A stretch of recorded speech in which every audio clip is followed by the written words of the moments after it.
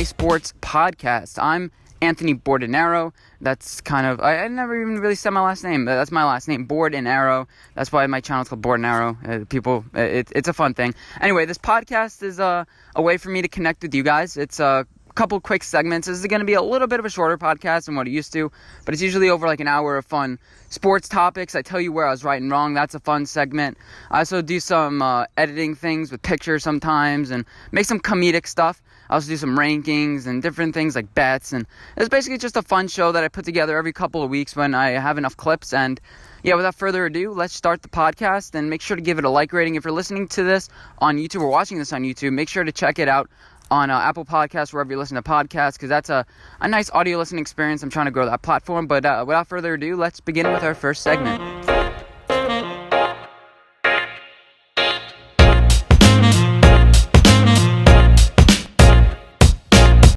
Alright guys, welcome to the first segment of the podcast, and this is, I always started off with this, where I was right, where I was wrong.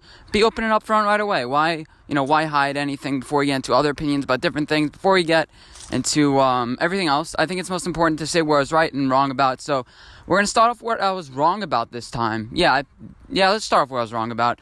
I was wrong about the New Orleans Saints. I said once Saints quarterback Drew Brees went down with his hand injury, his thumb injury, whatever part of his hand it was, I said, you know what, they're going to go 1-5. And I think they're 3-0. I'm in the 3 games with Teddy Bridgewater, and I'm really impressed about how the Saints team can scheme. I said Sean Payton's a little bit overrated as a play caller, because I'm like, well, you went a lot of years 9-7, 8-8 with Drew Brees. I thought he was supposed to be some amazing quarterback, and it was really the defense that didn't really show up. You know, they would score 40 points, and the next team would score 47. That sort of thing. And I think I was also right about Drew Brees is not the same. You know, Teddy Bridgewater isn't much of a drop off. He could just game manage. He's been in the system for a couple years now. He didn't want to go to Miami. He's committed to this team, and he knew that his chance would come eventually, and he was ready. The next thing I was wrong about was the 49ers. I said, you know what, this team sucks. I do think that towards the end of the schedule, they play teams like Green Bay. They play Seattle. They play a lot of division rivals. You know, their schedule gets tougher towards the end of the season. I still think I don't think they finished 12-4. I think they finished closer to 10-6. I had them at 8-8, but I'm definitely jumping off that 49er hate, because I really didn't trust the health of this team. You know, Nick Bosa was always injured. You know, D Ford always injured. I'm like, how healthy can this team stay? Last year they only forced 2 turnovers, and I was like, what the hell? You know, that sort of thing. And the last thing I was wrong about was the Cleveland Indians. I said that they'd come back against the Minnesota Twins, and I was pretty close to the amount of wins they had, but I was wrong about the Twins, how good they actually were. But then they end up getting swept by my Yankees. They're not a good team. You know, they played 57 games against, you know, the Tigers, Royals, and Chicago White Sox. When you do that, you're not going to be a good team. Cleveland Indians and Minnesota had statistically the 2 easiest schedules. Cleveland tried to have a little bit of a comeback. They made some moves at the deadline. They traded Corey Kluber away. They tried to make a little bit of a run, but, you know, Minnesota just kept on winning, and I didn't give them enough credit. I placed $6 on saying the Indians would win the division at $60 payout. I thought that was amazing value. I still think that probably that's amazing value, but I was wrong about that bet. And there are a lot of other bets that I was wrong about. Let's list them real quick. I said Atlanta versus Jets. I have a 695-1 odds on that. I also have a lot of odds on like the Steelers, Jaguars. I'm not going to mention those exactly, but, you know, Super Bowl matchups with the Steelers in it. I'm going to keep on saying I was wrong about the Steelers, and, you know, Big Ben ended up going down, and it is what it is. This team I thought they were just a well-rounded team, but it turns out their talent is way less. They got rid of their offensive line coordinator. I forgot where he went to, and then their wide receiver coach passed away, so there's that. Now, on the brighter side, let's mention where I was right, because there is a bright side to all this. I said, you know what, the Los Angeles Rams, it depends what they do today. I'm recording this on Sunday, so if they win today, my opinions may change. It's funny. Why am I recording this on a Sunday when a lot of football teams can win or lose? And maybe they tie. No, but yeah, I said the Los Angeles Rams. I titled my video Los Angeles Rams. I said they're going to go 8-8 this year. And I said I'm going to have it in my old takes, so I'm not going to mention a lot here. I mentioned problems, offensive line, secondary I thought overperformed last year, and a lot of little tidbits, but I'm going to play that clip later, so we're not going to mention that. And another thing I was right about was the Cubs. I said, you know what, they can finish in 3rd or 4th place. They finished in 3rd place with around 84, 85 wins. And I said, that this team may get tired of Joe Madden. I said this team may just end up firing Joe Madden. And even though, who are you going to replace him with, that sort of thing? Maybe Joe Girardi, maybe Ken Rosenthal. I've heard a bunch of small names listed out too, but I don't know exactly, so I'm not going to pretend like I know. But, yeah, I had a feeling that the Cubs would struggle this year. They had a little bit of a second surge. They ended up finishing in 3rd place, which is around where I thought they'd finish. And, and then I also said the Cardinals would end up making it to the World Series, winning the division, having 99 wins. Now, they only had 91, but they still won the division. Goldschmidt, imagine he still performed. Imagine they still had Hicks pitching. Imagine they still had all that. They would have been, I think they would have had about 4 or 5 more wins. They would have been around 95. But now they're down 2-0 in the series versus Nationals. And we'll see what happens then. But I had the Yankees and Cardinals in the World Series together. And the Yankees are up 1-0 against the Astros. They have home field advantage. And by the way, I predicted Aaron Hicks to be MVP. He's back in the lineup now in the ALCS. But he didn't play yesterday. And yeah, I'm excited about the Yankees' future. I'm excited because it seems like this is their year. They have Tanaka pitching well. People are talking about our pitching sucks. Now our pitching is starting to play well. Kind of like what happened with the Red Sox last year. They're saying, oh, it's the starting pitching that's the bad thing. And then your starting pitching ends up getting pretty hot. You had David Price. You had Chris Sale. You had Rodriguez last year. And that ended up being the core for their team to succeed. And yeah, the last thing I was right about, because it's the best, I said Craig Kimbrell is the worst reliever of all time. The Cubs brought him on, and their team absolutely collapsed. And yeah, that's pretty much about all I was right about. I also said the Dodgers wouldn't make it to the World Series in my preseason prediction, so I was kind of right about that. Dave Roberts just over-manages, but at this point, I'm kind of getting a little bit off topic. I'm just kind of gloating about what I was right about. So yeah, let's just move on to the next segment.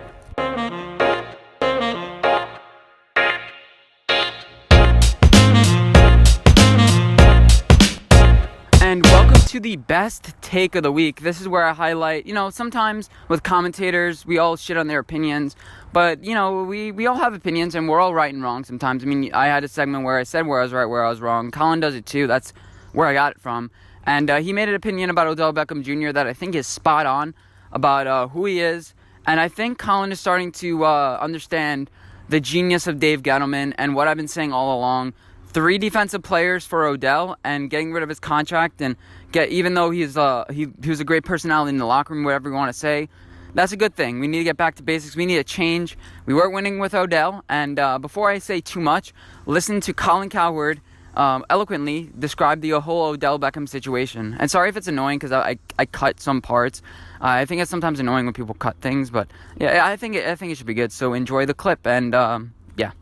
OBJ, you know what I've said for years about wide receivers. They're icing, they're not the cake. If your offensive line's bad, the cake, it doesn't matter what the icing is. The icing can't save a terrible cake. You can't just eat icing. You can eat a lot of cakes without the icing. But icing does make, generally, the cake better. Once the cake's good, then you can go get icing. You know what I'm saying? You know what I'm saying, right? That's an easy one to figure out. The truth is. So let's go look at his 5 games. The targets, the catches, the yards.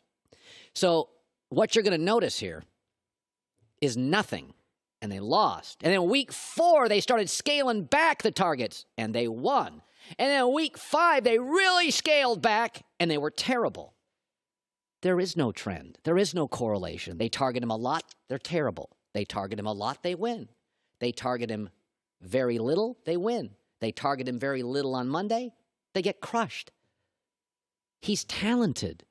There's no correlation to his performance to anything that happens on the scoreboard. When Baker Mayfield is sacked multiple times, the Browns are 3-8. That's a problem. So when he's not sacked or sacked just once, this is a playoff team. They're 5-2. When they're sacked 2 or more times, they're 3-8.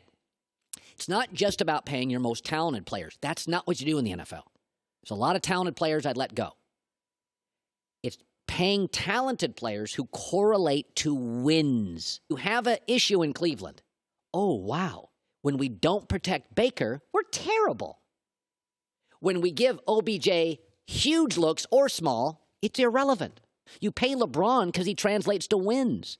and Steph Curry and Klay Thompson and James Harden. That's why I wouldn't pay Russell Westbrook as much. This is not only true in Cleveland, it was identical in New York, where the Giants were often worse on his big games than they were when he was rarely targeted. Cleveland, you've got a fixable issue. Figure out the cake before you become embedded with the icing.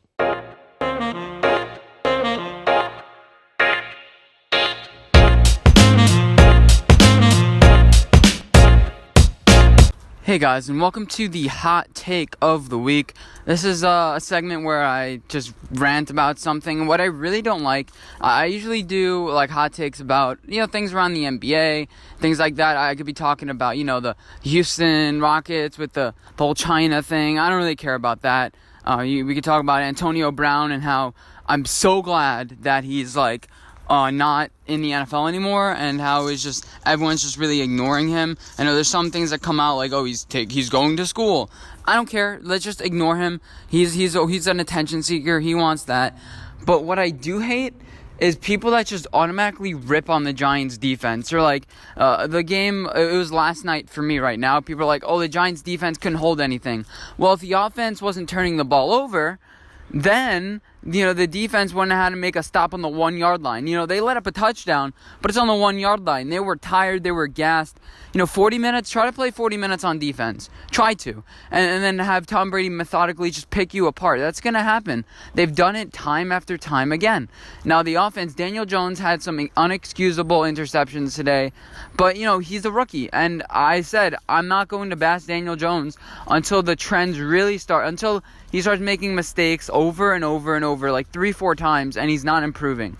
I just want to see improvement by Daniel Jones every single week. Now, Pat Shurmur is not, he's not putting Daniel Jones in positions to make plays. He doesn't want Daniel Jones to run because he knows Daniel Jones is going to get his head taken off because he's a competitor.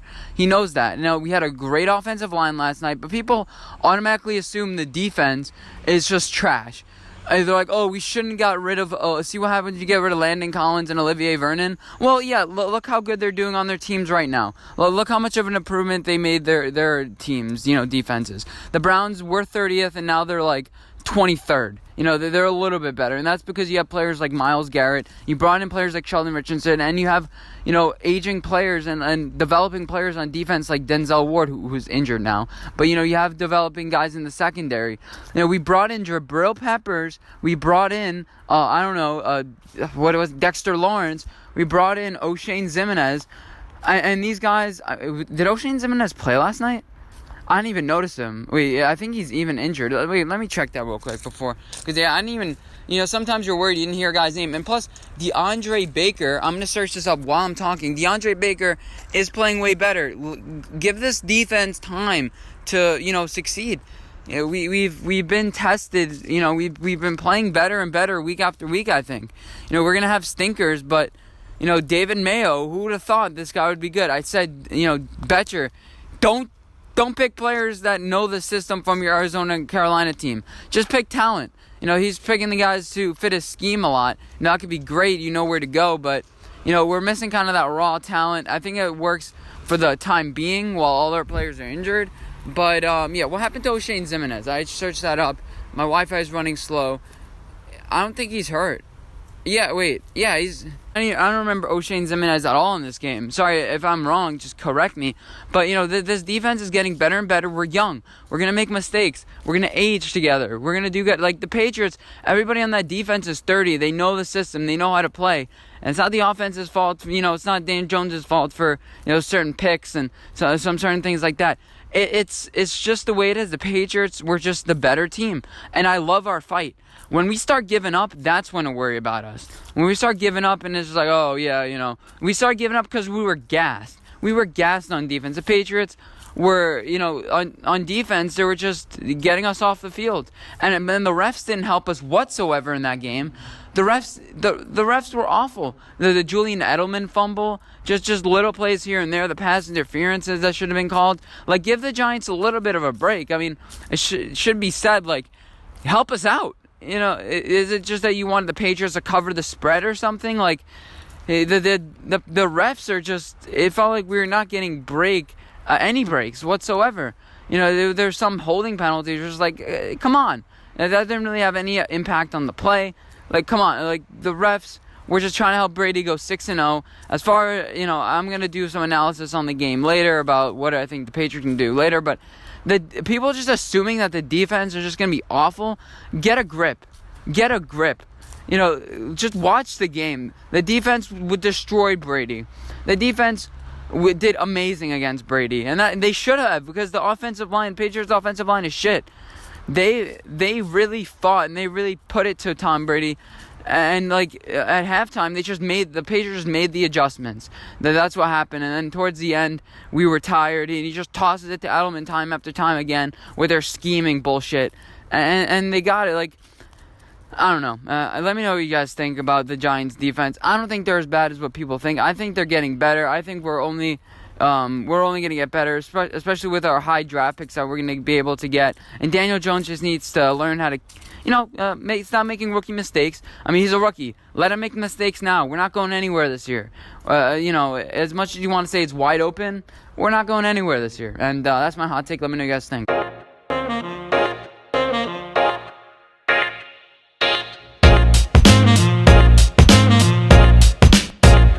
Alright, welcome to the debut segment. This is called Old Takes. This is where I take an old take and I basically just play it and we see how wrong or right I was. So today we're going to play Vanilla, the actual clip of me talking about the Los Angeles Rams, and let's see how right or wrong I was about them this far of the season. You be the judge. And yeah, this is not a lazy segment, okay? I know what you guys are thinking. Oh, he's just playing old takes because he doesn't have enough content. Well, yeah, that's kind of right. And I think it'll be kind of fun, so enjoy. I'm making another video where I'm not shitting on a team, but I'm going to tell you why they're going to pull back. And the reason why they're going to pull back is it's almost impossible for them to do as good as did last year. It's the Rams. So statistically, the teams that are picked over 10 wins, only 3 or 4 every single year actually make the playoffs. Not have 10 wins. Make the playoffs. So the Rams are projected at 10 wins this season. You also have the Saints, the Patriots, and a couple other teams that I'm forgetting off the top of my head right now. But you have a couple teams that are projected 10 or more wins. I think the Eagles are one, the Chiefs. One of the things that last year was really overrated was their defense. You look at the Rams, and last year, you probably would have said, oh, their defense is like, top 10. No, it was actually in the bottom third of the league. But their cornerbacks did do an above-average job, better than I thought they were. They were top 5 as far as like pass defense. This year, I think they take a huge step back as far as that goes. Marcus Peters, Aqib Talib, you did get Eric Weddle, and you have some young pieces there. I'm not a Rams fan, so I'm not going to start rattling off names like the back of my hand. Like, I know them like the back of my hand, but you got rid of the Ndamukong Suh, and yeah, I just don't think that this defensive front is going to be as formidable as it was last year because of Ndamukong Suh. Don't know too many other guys on their defensive front.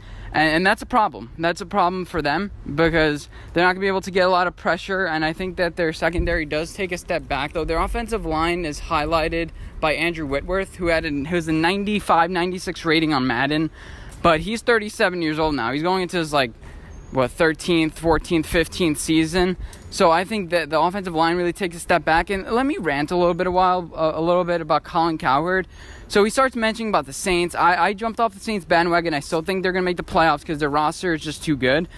But he starts saying, the Saints, they lost Melvin Ingram. But wait, they got Latavius Murray back, so it's not that much of a loss. Then he starts mentioning the Rams. All he says is one point. He says they realized that they were losing offensive line, so recently they've drafted offensive line. So this is one of those points where if you're watching the show, you go, oh yeah, that kind of makes sense. The Rams drafted offensive line, but this is who they drafted in the 2019 NFL draft as far as offensive line. Last year, they drafted 3 people out of their 11 or so picks for their offensive line. Nate Boom, they had Allen, and I forgot one more guy, Kasky or something, Brewer. I forgot exactly who it is. And these guys, I was looking at their ratings, they're not good. They're not going to have any impact this year. Their offensive line is going to be really weak, and Jared Goff is going to have struggles. It'd be wrong to mention the Rams without mentioning Jared Goff. Now, going into the Super Bowl, everyone thought he was the next coming of Tom Brady. I had to give a comp on him. I don't think he's going to be as good as Matt Ryan. And we're not going to look down the years and be like, oh, he had 9 straight 4,000-yard seasons and won an MVP. I think Jared Goff may win an MVP. I think he's a little bit less version of Matt Ryan. And they're both built the same. Jared Goff, just over the years, he's going to get smarter and smarter. Not really gifted that much athletically, kind of frail. And yeah, so you could say Tom Brady because of the way they're built and stuff like that. Not really that athletic, but I don't think he'll have, obviously, that many wins. And I don't think Sean McVay is the next Bill Belichick. And I think that the Rams take that game, but I'm tempted to take Carolina because of that pass rush with you have the guy from FSU that they stole him from the Giants. I forget his name. It doesn't really matter anymore because I don't really care about him. Then you have the Saints. I think this is a loss. You play the Saints at home. I think the Saints are going to come off a loss at this point. They're not going to want to fall 0-2, so they start off their season 1-1. Then they play the Browns. I think they lose this game as well. The Browns have an amazing defensive front. I think that even though Sean McVay is a great coach, I think that the Browns have some urgency now because they are 1-1 as well. And this is earlier in the season, so the Browns are going to have this amazing offense. They're going to be clicking on all cylinders. It's going to be great. Baker Mayfield's going to be the hero of Cleveland. And I think that they start off 1-2. So going into the 4th week, they have the Buccaneers. The Buccaneers do have a strong defensive front, but I think I should be ignorant to pick the Tampa Bay Buccaneers. Yeah, they are at home this game, so that's why it's obvious. Then they play against the Seahawks. I think that's a loss. A primetime game, Russell Wilson at Seattle. Crowd's going to be loud. The Seattle's going to be struggling, so I think they win that. Then they lose against the 49ers as well, a 4 o'clock game. I think that the 49ers are going to be much improved this year. I think the 49ers defensive front is going to absolutely obliterate the offensive line of the Rams. Their offensive line's a big question. I know that they have Cooper Kupp coming back. They like a couple of rookies. They think every team thinks their rookie is the next big guy. Every single team is like, oh, this guy is really impressed because your expectations were so low in the beginning, and then all of a sudden he claps. He runs a route, and it's like, oh God, I thought, what do you expect these guys to be incompetent? I know each team has their own standouts. You notice this entire video didn't mention Todd Gurley's left or right knee, whatever it is, but that's a big problem too. But they did fill in that spot with the draft. I told you, draft best player available because you never know when you're going to have to replace your guy, whether he gets injured, whether it's holdouts, whether it's whatever. You never know when you're going to have to replace a certain player in a team, even if it's the best player. You never know when things are going to happen, so you always have to be precautious. And I do like the Rams. I just can't stress enough. They've overperformed over the past couple years. They went to the Super Bowl last year. Just think about it. In 2 years, a rookie head coach made it to the Super Bowl. I like Sean McVay's coaching style. I think it's lax. I think he's smart by, letting the players be themselves, giving the players rest that they need.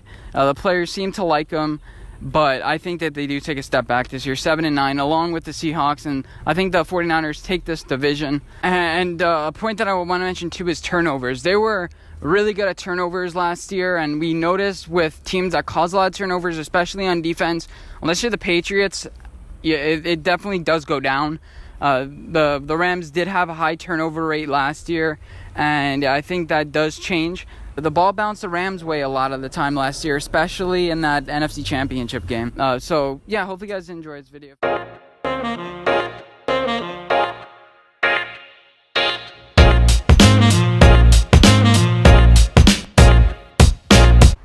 Alright guys, and welcome to the next segment. Now this is the third part, so it's the finale of my series where we determine the best division in the NFL.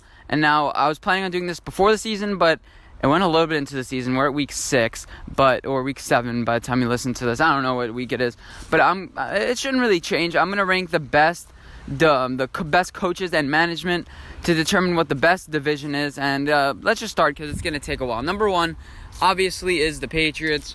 Bob Kraft, we just have to do it. I mean, they won 6 Super Bowls. They've managed it really well. They haven't had any emotional attachments to any players. You guys know the whole gist of what the Patriots are. Number 2, I would say the Eagles.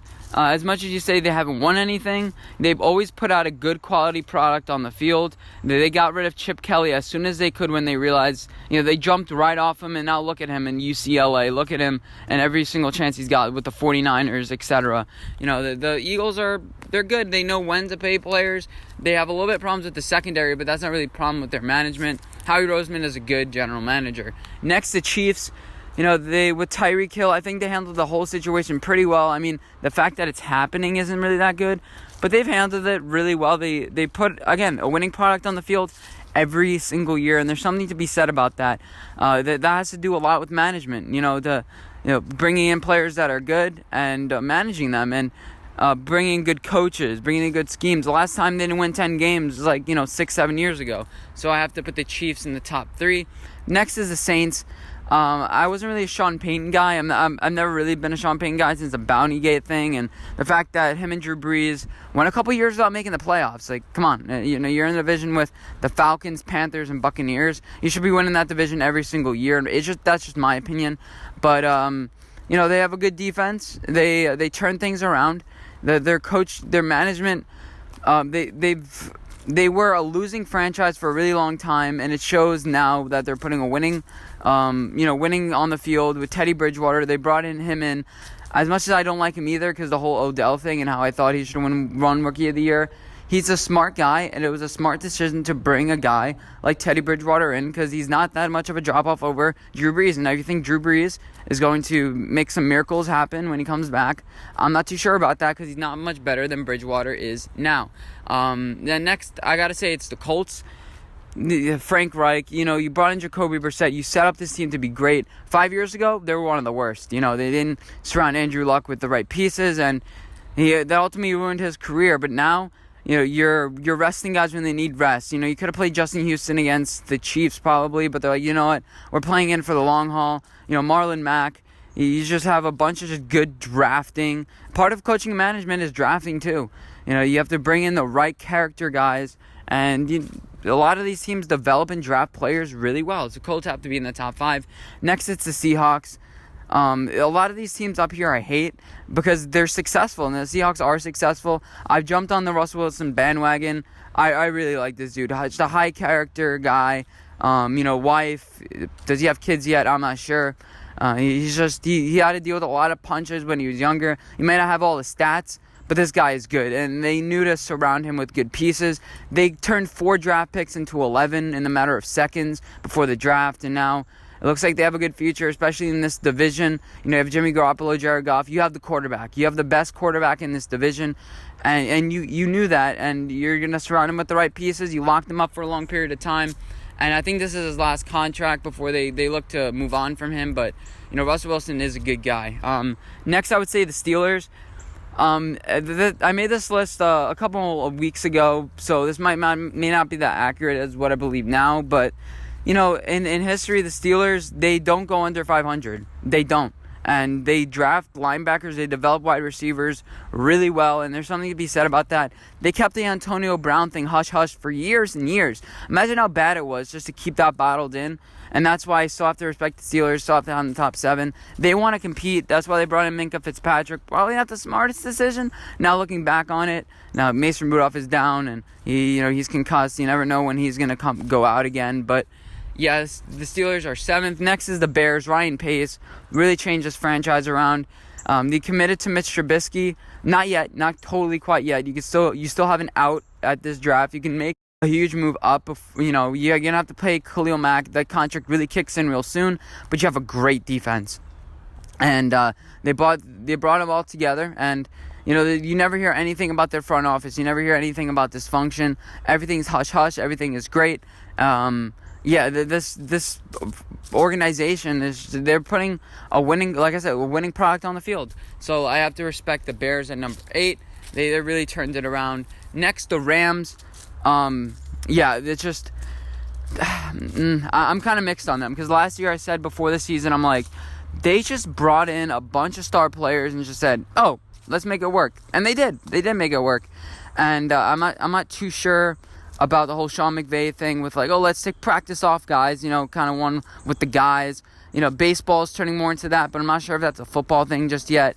I think you still have to make it a little bit physical. You have to develop relationships with your guys. They're like the opposite of the Patriots. The Patriots are like no emotional connection. Not Bill Belichick and Tom Brady have like a weird relationship. I don't know. That's the weirdest relationship I've ever seen, especially with that new contract Brady got. And then the Rams are kind of just like, yeah, we'll hug you in, we'll take you in, we'll treat you right. Come in, have dinner, and that sort of thing. Next, it's the Ravens. John Harbaugh is a great coach. He's a great X's and O's guy, and he trusts Lamar Jackson. I wouldn't have picked him, but they're doing a good job right now. They're just winning games. He's looked way better than I think a lot of people expected. This defense, it's a little bit weak, but every single year I feel like he brings out a good defense. Again, you never hear anything out of the Ravens management. I used to be a huge Ravens fan. They used to be like my backup team, and then they won the Super Bowl. I'm like, yeah, I have to pick some other team. Now my backup team won. You have to go into bigger and better things. So next, I have the Falcons. I'm gonna move the Falcons down this list. I have the Falcons on this list. I'm gonna move them down. Sorry, I can't mention the Falcons. Next, I would say the Bills. Sean McDermott, great coach. He has Josh Allen playing really well. It's just the whole Antonio Brown thing with him not going there. It's like, oh, if you don't want to play here, don't play here. I love that. I love that mentality. And the defense is playing for each other. No real stars. You could say Matt Milano, Truman Emmons, and a couple other guys. You brought in Ed Oliver, obviously, but Micah Hyde, I think. Sometimes I say a name, I'm like, I'm not sure if I'm saying that name or like the guys on another team. So whatever. The Bills are in at number 11. Number 12 is the Tennessee Titans. Mike Vrabel, a Bill Belichick guy. I mean, he's been successful. I mean, they know how to build a team, right, with the offensive line, defensive line. Don't know too much about the Titans, just that like they're consistent. They're the one game they're great, one game they suck, but they're going to be in the mix every single year no matter who they have on the field.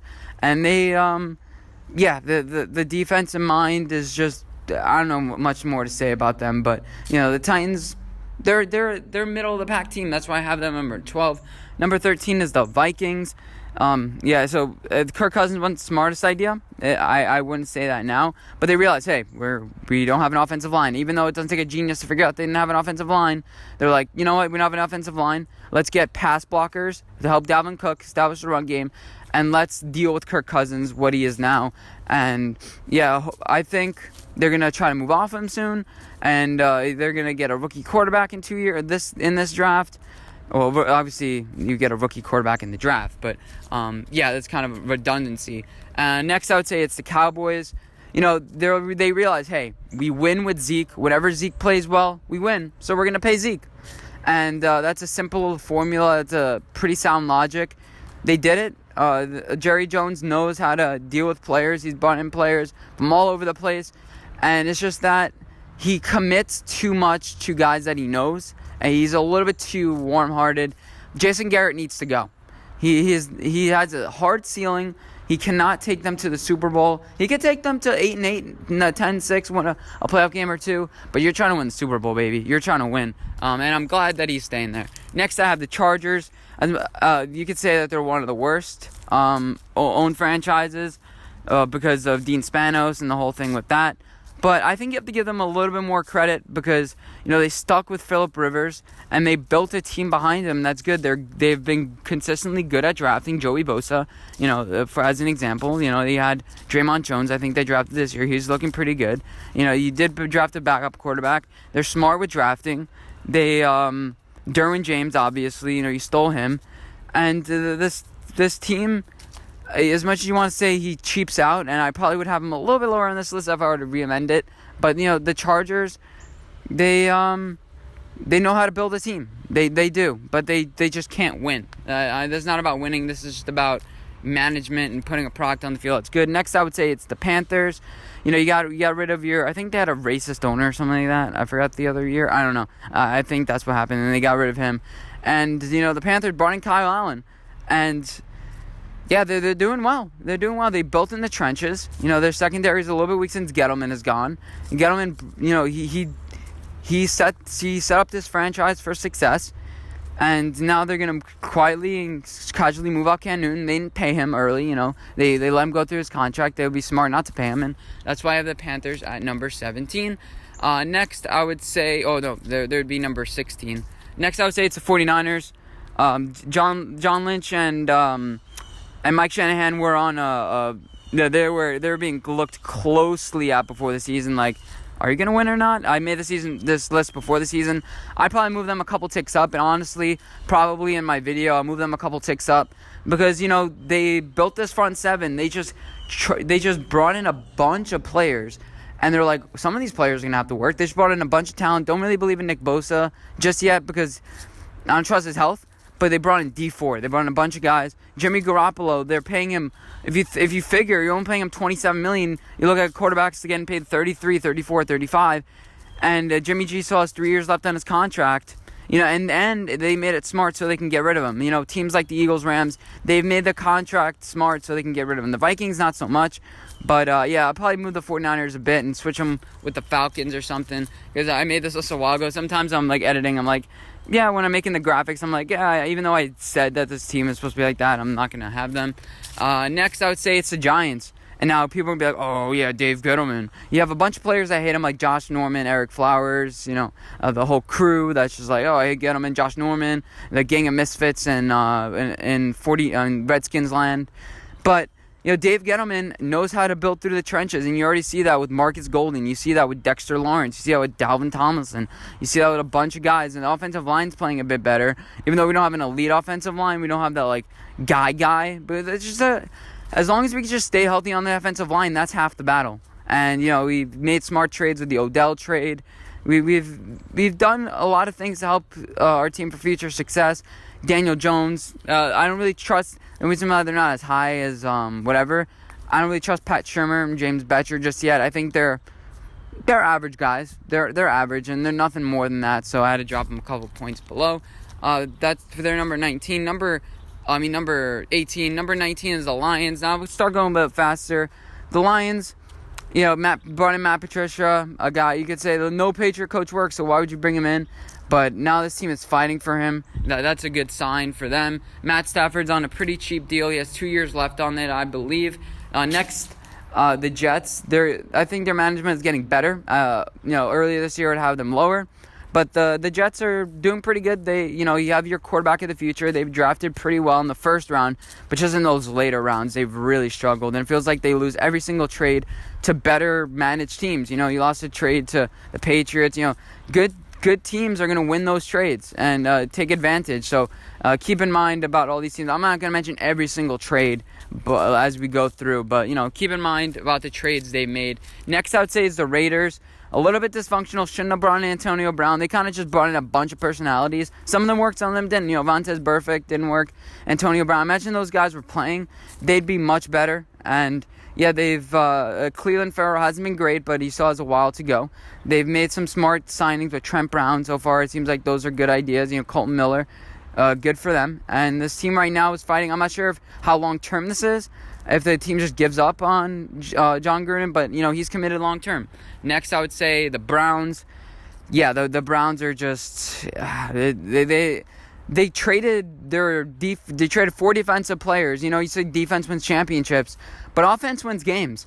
And you need an offensive line. And the Kevin Zeiler thing, you can say he's not playing amazing now, but you needed to bring, especially when you lost Joe Thomas, now Kevin Zeiler, you need to protect a guy. If he doesn't have time to throw, how is he going to throw out all the weapons? This is the Giants paradox. We saw it happen with the Giants, and you thought Baker Mayfield, a 5'11" quarterback, would be able to see over that offensive line. I get if you have a really tall quarterback, he can see over. He can, or a quick quarterback, he can move like Kyler Murray. But you don't have either of those in Baker Mayfield. He doesn't really fit this style of offense. Next, I would say the Dolphins because, well, you can say they're tanking, but it's smart. They have a good coach, Brian Flores. He's from the Patriots system. And this team it still feels like they're fighting, at least in the first half, and they're just in the second half, you know what? Yeah, let's just tank. Let's just not play hard because let's try to lose this game. But, it's just the players on the field are just not making plays, and they're just dropping the ball straight through their hands. I've never seen anything like it. I don't feel like catching this ball. I mean, how hard is it just to catch the ball? I don't get it. They're in full rebuild mode. I'll have more of an assessment in later years to see how a more accurate one in later years to see how they actually are.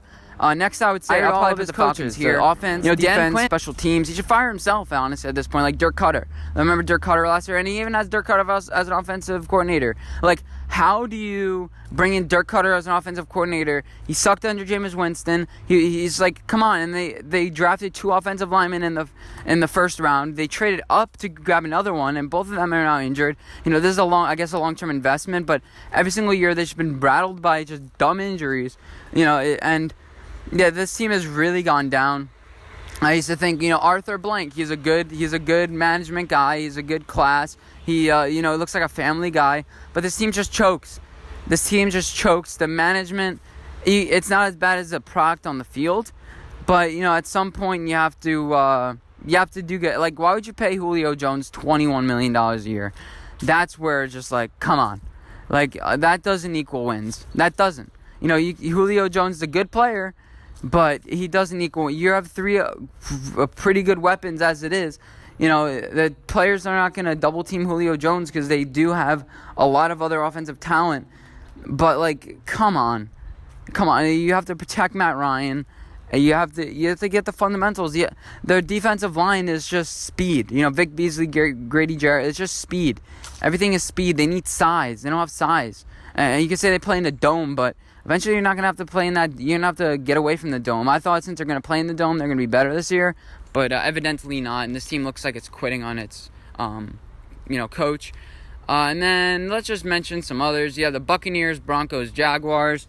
All these, you can say the Broncos should be a little bit higher, but they hired Vic Fangio. Not looking too good. John Elway can't find a quarterback. Buccaneers, Bruce Arians, he was a good idea. But I don't think they should have committed that much to Jameis Winston, just to be totally honest. It seems like every single year they don't really have a lot of talent. They don't really bring a lot of talent into the locker room. The Vita Vea, you could say he's pretty good. You could say Ndamukong Suh is pretty good. You could say Michael Evans is pretty good. But like, their depth is pretty bad. They're just depth. Their morale. It's just. The Tampa Bay Buccaneers, it feels like they're the Raiders of the NFC. They have maybe 1-2 good years, but it's just like, okay, yeah. And next, let's mention the Jaguars. The Packers, I have them down here too because they don't have management. They don't have anybody, and they're kind of chaotic as far as like front office. But I'm probably going to move them up. I just noticed the Packers. I'm like, I was thinking about it. I'm like, where are the Packers? I'll probably move them up a couple spots from here in my actual official rankings because for my official math and stuff like that. And yeah, and then the bottom teams, Texans, Bengals, Cardinals, Redskins. I'd probably move the Texans a couple points up too because even though they're going all in on this year, you had to get a left tackle in for Deshaun Watson. It's life or death. It is life or death. They had to go all in. And before the season, I'm like, yeah, I don't really trust them. Bill O'Brien, I'll give him a little more points because, like, you know what? Like, if we don't have Deshaun Watson, we don't have anybody. So let's protect our guy. That was a smart move. I don't care how much you give up for him. That's not. You can give up your all 7 draft picks. If Laramie Tunsil ends up like an elite offensive lineman, elite left tackle, it's a big risk, but he'll do it. Redskins are a joke. Cardinals are a joke. Bengals are a joke. Never put a good defense on the field. Every year it's just like historically bad defense. Like, come on. And they bring in bad players and they expect them to turn them around. Like, come on. And, the Jaguars. It's the guy's begging Jalen Ramsey to play. Like, come on. He's like, he had a heart-to-heart with Jalen Ramsey. It's just because you have a heart-to-heart, that's saying a little bit more about the team than that. And, that's my entire rankings. I'll probably make a segment in next podcast analyzing the best teams because I'm done talking about all these divisions and stuff like that. I'm completely done. This is pretty much coming into the season. I know the AFC North is probably ranked a little bit high on this final rankings list, but I have more analysis about this maybe in this podcast, but for now, hope you guys did enjoy this little series. Let me know if you want to see more things like this. I don't really know too much about the NHL and NBA, so I wouldn't be able to do it for that. I would kind of just be flying off the seat of my ass, but hope you guys did enjoy, and let's move on to the next segment. How long is this segment so far? Oh, yeah, that's 20 minutes long. Let's move on to the next one.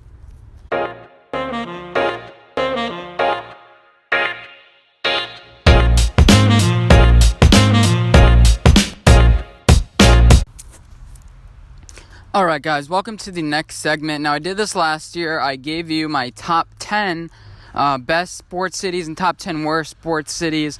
Now, I combined a couple of them, like Nashville and Memphis. I mean, they're close enough. That's, that sort of thing. Like Orlando, it's included in Tampa Bay. I mean, they're close enough at some point. Like, it's only about like an hour drive or something. It's a little more than an hour drive, but especially on I-4. But anyway, I'm getting off track. This is where we, a yearly thing. It's going to hopefully be, hopefully do it next year. And it's going to be my top 7 instead of top 10, because I don't feel like talking about that many teams. That many cities at least, too. And yeah, so I'll have the full stats on the screen. So if you're listening to this in audio, it's not going to be the best listening experience. I don't really have that many listeners audio anyway. So definitely check out my YouTube video to get the full immersion and the full experience. And that's another way to get it. Anyway, so without further ado, let's get started, and let's start off with the worst teams. So, the worst cities. Now, before we start off with the worst cities, I'm going to have my honorable mentions. So, first of all, Denver. I was thinking about including them here, then I'm like, oh, you know what? The Colorado Avalanche are playing pretty well. They made it to the playoffs last year. I think they won against the Calgary Flames, if I can say it right. I think they beat them, so they obviously don't belong on this list. Plus, they have the Denver Nuggets, who are one game away from making it to the Western Conference Finals. So I'm like, no. I mean, the Colorado Rockies and the what other team am I thinking of? So you got hockey, basketball, football. The Denver Broncos aren't that good, but I mean, yeah, they were just not bad enough to put on this list. Then we have Cincinnati. They just don't have enough bad teams. You could say the Bengals. You could say the Reds, who were decent. There's just not enough bad teams in that city in order for me to put them on this list. Next is Pittsburgh. You know, the Steelers did have a good team. I picked them to win the Super Bowl this year. But you have the Penguins that are perennial going to the Stanley Cup playoffs. And, yeah, you have them making it every single year. And even though they lost to the Islanders, you know, this list, I'm going to say it before, this is a rounded average of how they did last year, kind of where they're going. Not total projection where they're going, but like, yeah, if they start off their season pretty well, if they're projected to do pretty well, then that factors in as well. So, yeah, so the next team that didn't quite make my list, well, yeah, Pittsburgh. Keep on going with them. Pittsburgh Pirates are awful. And yeah, it's just the Penguins are just a little bit better, and the Pittsburgh Steelers did go 9-6-1. You could say it was kind of disappointing, but 9-6-1 is decent. And then, am I missing? No, they don't have a basketball team. And then finally, Cleveland and Washington. Washington has a team in the MLB playoffs. I was like, you'll see why I didn't have them on this list, and because there are plenty of other teams. You could say Washington, the Redskins. I said like Washington. I was thinking of football. I'm like, I was thinking that you guys would understand Washington meant Redskins. I'm like, wait, no. I'm talking about the city overall together. The Capitals made it to the playoffs last year. They're coming off a Stanley Cup victory 2 years ago, but last year they kind of disappointed. And yeah, I just didn't think they were bad enough. And plus, the Washington Wizards almost had me putting them on this list. It was probably the last team I left off. Then Cleveland. Browns are disappointing. You could say, what other Cleveland team is there? The Cavaliers are awful, but yeah, it's only 2 teams. I can't really put them on this list. Now let's get to the actual list. Without further ado, I don't know why I said it like that. Let's get to Minnesota as my 7th team. Minnesota Wild finished last place last year with, I think, 83 points. You had the Timberwolves, who finished last place as well. They can't figure out what's going on with Karl Anthony Towns and Andrew Wiggins. They got rid of Derrick Rose mid-season, showing like, okay, let's kind of give up on the season. And it's not really looking too good. I think they lost out on the draft lottery. Their draft pick wasn't, I'm not sure, as highly touted whatsoever. And yeah, I don't really know too much about the Minnesota Timberwolves, but I know they're bad. The Minnesota Vikings are severely underperforming. I mean, you say they're 3-2. They beat the Giants, but nobody's expecting this team to do anything this year. If they do, I'm wrong, but that's projection. They didn't make it to the playoffs last year, even though a lot of people had them in their Super Bowl, especially coming off their NFC Championship game.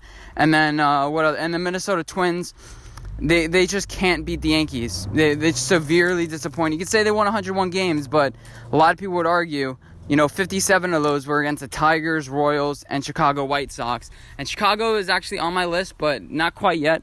My next one is Atlanta. And you're like, Anthony, the Braves are so good. No, look at the Atlanta Hawks. They're not that good. They finished, I think, 13th in the Eastern Conference, you could say, oh, we have Trae Young. We have all these players. I think they had Kyle Guy, I think they got. But really? You know, is that what you're going to try to influence me with, Kyle Guy? And then the Atlanta Falcons just disappointing year after year after year. And the Atlanta Thrashers, I mean, come on.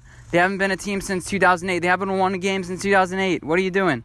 No, the Winnipeg Jets are actually good, the team that ended up replacing them. But, well, not really good this year, but whatever. Like, yeah, Atlanta has to be on this list because it has to do with, like, severely disappointing. Atlanta, I mean, the Braves, disappointing in the playoffs. And it's 3 teams who are just choking all the time, and then you have a really bad team. You can argue with me, but I have to have Atlanta on this list, especially since all their teams feel like they choke. Then Chicago, yeah, you could say, oh, the Bears, but Cubs, disappointed, fired their manager. Chicago White Sox missed out on the Manny Machado thing. As much as you want to say they have great prospects, you have Jose Abreu, you have Eloy Jimenez. Yeah, I think they have a pretty good pitcher. They have the guy who people are gonna make fun of me because I don't know the guy's name, but he led the entire league in percentage this year, batting percentage. This is just a bad team. And then Chicago Blackhawks finished second to last to the Minnesota Wild. They had 84 points. You say, oh, they were not that bad, but they weren't great. And what else? What other teams is there? Now I'm thinking of it. Oh, Chicago Bulls. Yeah, they're trying to build around the way that they're building around is just the horrible management. Tom Thibodeau, they had to fire him, I believe. And yeah, they haven't really been good since pretty much Derrick Rose left. And speaking about Derrick Rose, he's on the Detroit Pistons, and I have Detroit on my list. They made the playoffs last year. They had Blake Griffin. I think they still do. Now he's on the Detroit Pistons. People were like, oh, you should pair Russell Wilson and Blake Griffin together. They didn't really make any moves in this offseason whatsoever. You're going to have to get the expiring contract of Blake Griffin, even though he's kind of revamped his game. The Detroit Lions have been pretty good too, but they were 6-10 last year. Going into the season, that's about 8-8, par for the course. In the past about year, they've been a 500 team. And then the Tigers, 42 wins this season. Yeah, catch me that. And then the Detroit Red Wings are coming off like 20 years of making the playoffs, and now they've lost 3 straight years. I think they finished second to last year, if not last place in the pretty much the whole league. They were a top 4 or 5 seed, and they lost out in the draft lottery. The other teams like the Rangers, Devils, and I forgot what other team. I think the Avalanche. I want to say. I don't know, but they had they had the top 3 pick. No, the Blackhawks did. At least the Blackhawks won the draft lottery, you could say. So they had number 4, and then last year they were number 1. I have the New York sports market, and this includes Brooklyn as well. It does include the Detroit teams, and it does include the Giants, Jets, but it doesn't include the Devils, even though the Devils wouldn't really make me change my opinion that much. In fact, it would probably bring them to number 2 on this list. But, the Rangers, Islanders did have a little bit of a run last year. They beat the Pittsburgh Penguins, but the Rangers are rebuilding. There's hope for this team. That's why I raised them from the worst to the 3rd to worst. You could say the Yankees, they're favored pretty much to win the World Series. They're great. But, the Mets, you could say they're 85 wins. They're great. They're on the up and up. Yes, they're on the up and up. You say the Knicks are on the up and up. No, you can't say that. You cannot. They're awful. The Nets, now Kyrie Irving has a little bit of a face injury. Kevin Durant's not going to be playing this year. The Knicks, this also has to do partially with last year. You had the Giants and the Jets who were top 6 picks last year. It's just an overall mess for this entire place. I think next year they could be on my best list. If the Yankees win the World Series this year, that's a big if. But, if the Giants and the Jets can find a way to eke out like 7 wins this year, Sam Darnold comes back, there's hope. If the Rangers can figure out to make the playoffs with the Islanders too, they may be able to make money. If the Nets, play well. But this is just right here and now. They haven't done anything yet, and they're not projected to do any of those things. But, yeah, so that's why New York's number 3. Number 2 is Arizona. They have the Diamondbacks who really played really well. Ketel Marte, they got rid of Zach Greinke. Robbie Ray was a pretty decent pitcher for them. They overperformed this year. So you look at the rosters, a lot of ESPN projections were like, oh, let's have them, they're going to be at like 82 wins. And everyone's just like, with that roster? And I think they had around 84 wins this season. Really impressive. They were fighting for that wild card spot at the end of the season, which nobody really expected them to do. But then you have the Cardinals, who were the first overall pick, and they're 1-3-1 this year. and they beat the Bengals. I mean, come on, the Bengals. And they should have lost that game against the Lions as well. And, the Detroit's on my list too. But I think the Detroit Lions are good. Anyway, like sometimes I ramble about stuff. Then you have the Arizona Coyotes, who every single year is just like, they're going to be great this year. And if you look at last season, let's look at last season. How many point totals? Just give me a second. How many points did they have last season? They had right around, what was it? This is taking too much time. They had 86 points. We could say is an improvement. And I just realized Vegas is going to have to be on my list soon because they're going to have the Raiders and stuff. They're going to be on my list soon. Apparently a baseball team wants to go there, maybe even a basketball team. And I'm not mentioning WNBA. I include WNBA on my list. I mean, give me a break. And plus, the New York has the New York Liberty. I think the WNBA Finals was yesterday, and I didn't hear anybody talk about it. It's like they had it on the top of the list on ESPN, and nobody was watching it. There were people watching the Giants-Patriots game. There were people watching the Houston Astros-Tampa Bay Rays game, but nobody's talking about that. And anyway, so finally, my last team, number 1, the worst sports city of 2019. Congratulations to the Miami, I don't know why I said but Miami Marlins. They're included on there. Florida Panthers, who are expected to do good, but they underperformed last year. They had around like 86 points, just like the Coyotes did. So they're par for the course. They're about 500. Plus, you have those extra overtime wins, so they might have had a fewer wins than losses. But yeah, I mean, Miami is just awful. Miami Heat, you could say, Dwayne Wade retired. They were just pretty much playing. I think they could have made the playoffs if they were trying, but they kind of were like, yeah, we're probably going to lose anyway, so let's just kind of lose the last couple of games to not make the playoffs and have Dwayne Wade get on. We're not going to get embarrassed in the playoffs like that. They knew they weren't going to win, so they're just enjoying Dwayne Wade. But and then now it's like, oh, Jimmy Butler, and he's going to bring his problems to there. I mean, if you think about it, Jimmy Butler's played for a lot of these cities. He's played for Minnesota. He's played for Chicago. And a lot of these teams are on this list, and I think partially it's because of him, partially it's because, this overall city is bad. But, yeah, Miami, I'm missing one more team, I feel. Oh, Miami Dolphins. Oh, the best. The pinnacle. Miami Dolphins.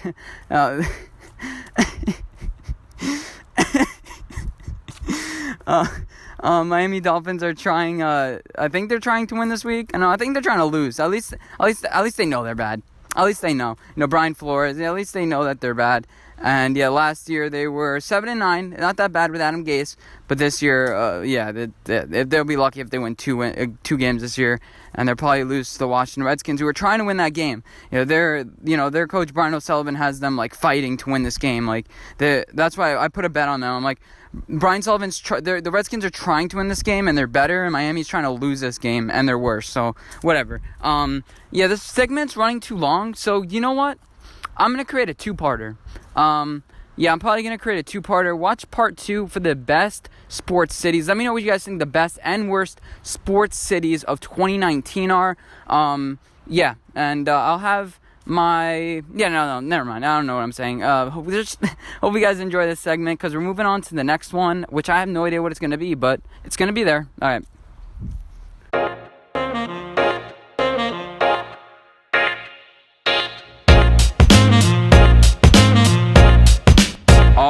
This is the last segment of the podcast, closing words, and this is where I thank you for watching the video or listening to the podcast. And if you made it this long, thank you. Jesus, I don't know how many people make it this long. And this is what segment where I guess the length of the podcast. I don't think it's gonna be that long, so I'm gonna guess right now we're at 58:47. 58:47. I watch it be like 1 hour 10. I just add a bunch of clips at the end, but right now I'm not planning to add a lot of clips. I may or may not. I don't know. But I'd like to thank you guys for listening. I was trying to think, do a little bit of a gloaty thing. I mean, these podcasts are kind of chill. I mean, I literally just got finished recording a couple segments, and yeah, it's not like, oh, I'm at the end, I'm done editing, and I finished. So I just literally 2 minutes ago I recorded the intro, so this is like a little hobble-jobbled. I'm trying to pretend like, oh yeah, I know. I recorded this in like an order, but I really don't. It's just whatever I feel like recording at a certain period I do. But so the final topic of the day that I really wanted to discuss is Thursday night football. Now, the Giants-Patriots, it wasn't a great game, but a lot of Thursday night football games are turning out to be great. You had the Seattle Rams, I think the Eagles The Eagles-Green Bay was a Thursday night game. I could be wrong about that. But players are starting to adapt to Thursday nighters. Initially, it was just like a really bad thing. But now it's just, okay, you get like a little mini bye. And I think what the NFL can do is have Thursday nights maybe coming off a bye some weeks. But yeah, there's a theory by Max Kellerman saying, you know what, have the Thursday night like division rivalry night. I just like the way Thursday night kind of breaks up the schedule midweek. You know, it kind of feels so long, like 6 days without football. It seems a little bit long. I'm not sure about you guys. It seems like, you know, it feels like Thursday is a good night to break up football. It's an opportunity for your team to be on the national stage. You know, sometimes teams like Tennessee don't really get on national stage, and then people, you know, see those games. And as long as they're good games like Fox is broadcasting, I'm all for it. And now teams are used to with the whole travel situation. Before, it was just like, we're not used to this. This is change, and now, you know, it's doing good. And another topic I want to mention, because I just thought of it, was the whole pass interference thing. And I said it's not really going to be a huge controversy. I said that people are going to kind of forget it. And the NFL has kind of adapted, and we're going to be like, oh yeah, why was that not a thing? It's a cool thing to have in your tool belt. I think the NFL should call it a little bit more often. I mean, 21 out of 22 challenges have not worked. As far as, I think, non-calls being called a call. On a challenge flag. So the NFL, I think, needs to do a little bit of a better job enforcing and correcting plays, because a lot of teams correctly, and it's like, oh yeah, that's pass interference, and they're like, no, it's not pass interference, it's not clear and obvious.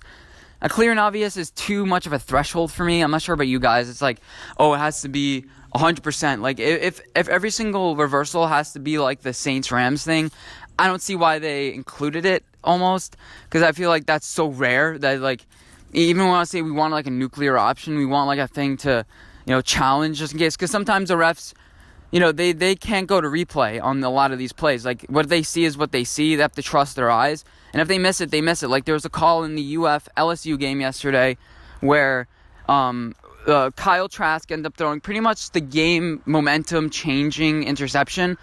But the LSU defender was holding one of our defensive players. It wasn't thrown to him, but it was oblivious. It was obvious. You know, and sometimes being able to see that on a replay is great. Sometimes trusting your eyes is, you know, it adds a different, I said, it's going to add a different bit of a strategy to the game, because you still only have 2 challenges or 1 challenge, whatever it is. You get 1 challenge, and I think if you're right, you get another challenge. I forget exactly how it works. It's been a while since I paid attention to how the whole system works, but you still get the same amount of challenges. That's the way it works. It's not like you got 5 new challenges and all of a sudden you could just throw a challenge flag in any single play. People are overreacting to this. You could say, okay, now challenges are going to be a little bit more frequent in games. Like, not every game there's a challenge flag. There's more things to challenge. But, you know, it's only going to add a minute to the game. It's not like the MLB, what they're trying to do and change, like, the actual speed of every single at-bat. Like, be in the plate and be in the box every 15 seconds. No, it's just one more thing they have to review per game, if that. And, yeah, there's only been 22 challenges, so, or maybe a little bit more. I'm not sure if that was just one side, like the non-calls, for example, rather than the calls trying to be reversed. Anyway, I think that was kind of confusing, but I hope you guys did enjoy this podcast. If you did, make sure to give it a like rating. Make sure to give me a review if you're listening to this on Apple Podcasts. I have a little bit of a viewership there. I'm like, I don't know how many people listen to this on podcast, but we have a little bit of a crowd there. We have somebody in Malaysia, apparently, that watched once, which is interesting. But hope you guys, again, did enjoy. And I'll leave you with, it's a cool outro. It always is a pain trying to find music. And I feel like, you know, I have my own little thing here, even though I'm not too crazy on jazz. It sounds pretty good. I'll leave you with that, and enjoy the rest of your day. Sunday. This is Sunday. May come out on a Monday, because these usually take a while to edit. But, yeah, peace out, guys, and... yeah, bye guys.